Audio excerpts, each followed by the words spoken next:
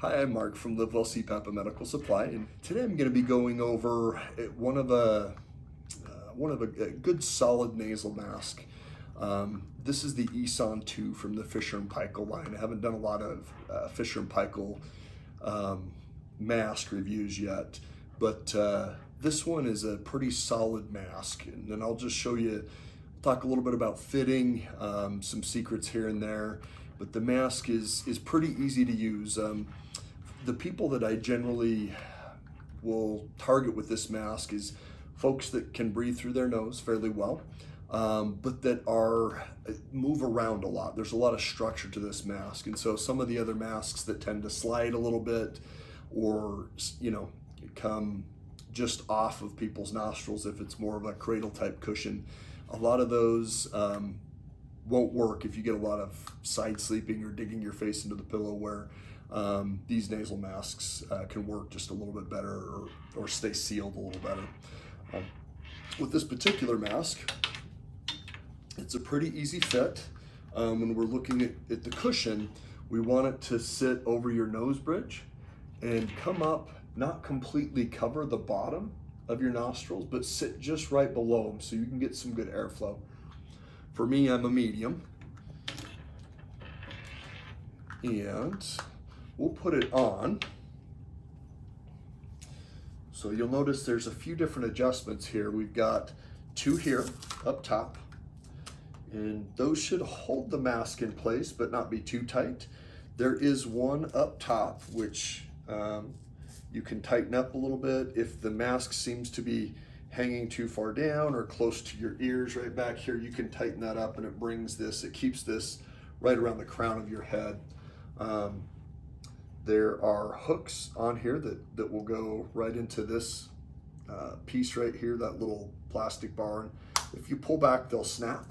And sometimes it's an audible snap that you'll hear. Sometimes it's just a kind of more of a feel or a tactile snap. I'll pull this one in here. And again, as you're getting used to your mask, it takes a little bit because a lot of these are kind of in blind spots that you have there. So fairly good fitting mask here. As we go around, it stays pretty sealed, and I don't have it on super tight. Now, to get up and use the restroom at night, you can grab and pull this piece. If you're grabbing and pulling the tube, that piece should come out in it.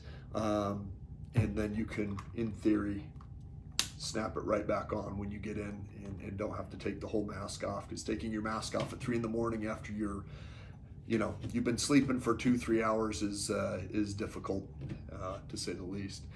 Now, to take the whole mask off, if you grab and push forward on the hooks, they'll pop off there. You can grab and roll down as well, and it brings those right off. And we'll pop that off there.